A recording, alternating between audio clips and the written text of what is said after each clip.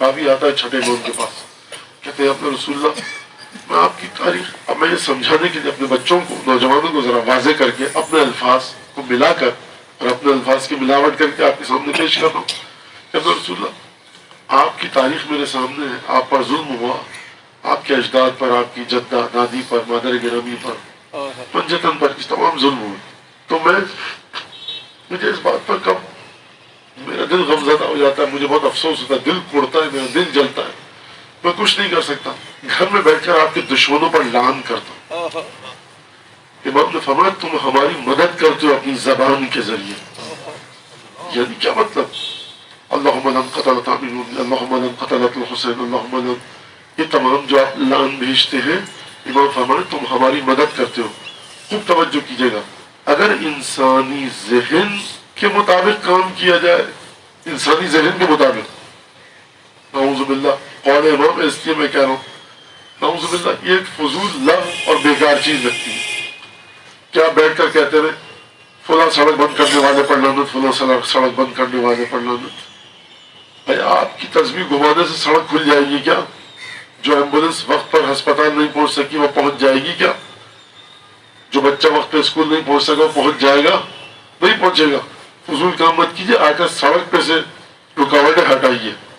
عام زندگی میں یہی فارمولہ، یہی قانون ہے. لیکن امام جو فرما رہے کہ تم ہماری مدد کر رہے ہو، اور امام نے دوسری بات میں فرمایا مرحبا بالناصرنا بلسانہ ویدہ وقلبہ، ہشام کے بارے میں کہ مرحبا واہ کیا کہنے، پوری خوشی کے ساتھ استقبال کیا، کھلے ہوئی آغوش کے ساتھ، اور ہماری مدد کر رہا ہے شخص زبان کے ذریعے، ہاتھ کے ذریعے، دل کے ذریعے.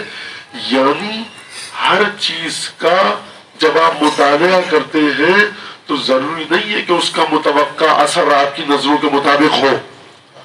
اگر عالم غیب میں ایک جملہ اثر ڈال رہا ہے اور امام فرما رہے کہ یہ جو تمہارا جملہ ہے یہ تم ہماری مدد کر رہے ہو، اس کا مطلب کیا ہے؟ اس کا مطلب ہے کہ لعن کرنا دشمنان اہل بیت پر بذات خود ثواب کا باعث ہے.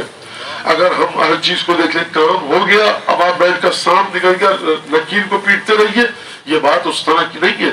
جب آپ کھانا کھاتے ہیں، بہت بہترین کھانا، کچھ ذائقہ یا نارمل کھانا، کوئی ایک معمولی سا کھانا، کیا حکم ہے؟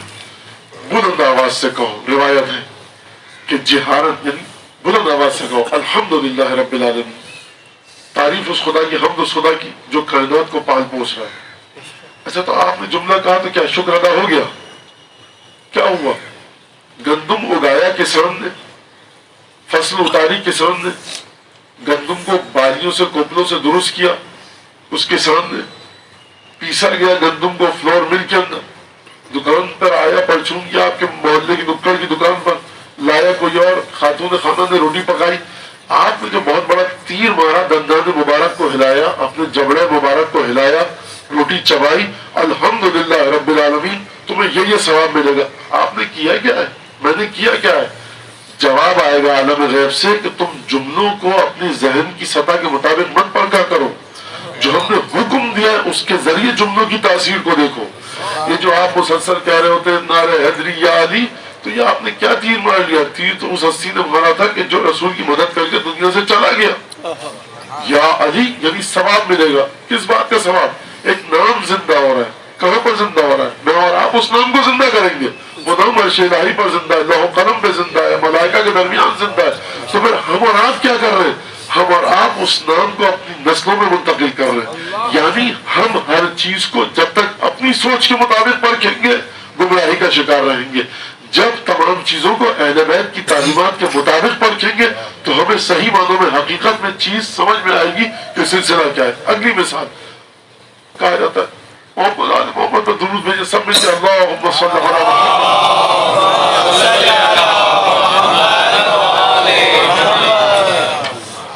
درود بھیجا جاتا ہے. کیا کہتے ہیں ہم؟ ترجمہ کیا ہے؟ پروردگار تو درود بھیج. یعنی آج تک ہم نے کبھی درود نہیں بھیجا، پروردگار تو درود بھیج محمد آل محمد پر، تو ثواب آپ کو ملے گا. وہ تو درود بھیج رہا ہے روز اعظم سے. اس نے قرآن میں کہہ دیا ان اللہ و ملائکتہ، اللہ اور اس کے ملائکہ محمد مصطفیٰ پر درود بھیج رہے ہیں. تو یہ جو آپ کے پروردگار تو درود بھیج، تو بڑی کامن سینس کی بات ہے کہ مجھے ایک شخص، ایک بندہ مومن یہاں بیٹھا ہوا اور وہ پانی بار بار پلایا جا رہا ہے ہر سیکنڈ. آپ سب کہتے ہیں مولانا کو پانی پلائیے, تو یہ بندہ مومن کیا کہے گا, بھائی پلاتا رہا ہوں, آپ کیوں فضول میں زحمت کر رہے ہیں, اپنی جگہ پر خاموشی سے بیٹھیے. لیکن پروردگار کہہ رہا ہے اے ایمان والو تو تم بھی درود بھیجو. تو سوال یہ ہے کہ جب پروردگار عالم درود بھیج رہا ہے تو اس بندے حقیر کی اوقات کیا ہے کہ محمد و آل محمد پر درود بھیجے. ساتویں امام سے پوچھا گیا یا ابن رسول اللہ یہ درود کا فلسفہ بتائیے, درود کا معنی بتائیے. ساتویں امام نے روایت میں بیان فرمایا درود کا معنی یہ ہے کہ تم ابھی تک اس عہد پر معاہدے پر باقی ہو جو تم سے روز الست لیا گیا تھا. پروردگار عالم جب سے پروردگار عالم ہے ان اللہ, اللہ بھیج رہا ہے درود. یہ اللہ کب سے اللہ ہے, پرسوں سے, ترسوں سے, کل ہوگا, 10 سال پہلے سے. اللہ کی حقیقت کیا ہے یہ وہی جانے. سبحان من لا یعلم کیف هو الا هو, کوئی نہیں جانتا کہ وہ کیسا ہے مگر وہ خود جانتا ہے کہ وہ کیسا ہے.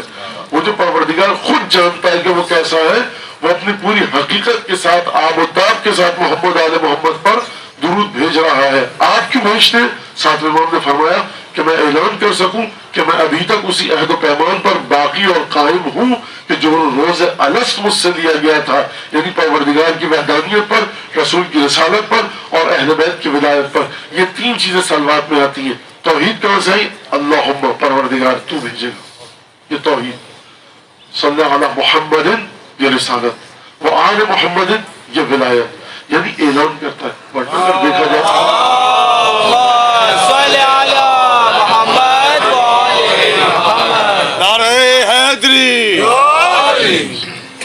یعنی اگر دیکھا جائے اس جملے کی کوئی حقیقت نہیں. بھائی آپ کیا کر رہے ہیں, کون سا تیر مار رہے ہیں, میں کون سا تیر مار رہا ہوں.